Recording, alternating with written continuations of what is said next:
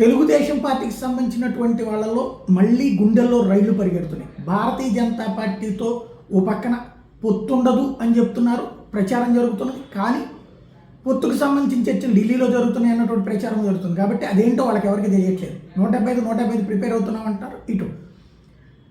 ఇప్పుడు అది జరిగితే తెలుగుదేశం పార్టీకి సంబంధించి కనీసం ఒక 20 స్థానాలు అసెంబ్లీ స్థానాలు కోల్పోతారు, ఒక 5 దాకా పార్లమెంట్ స్థానాలు.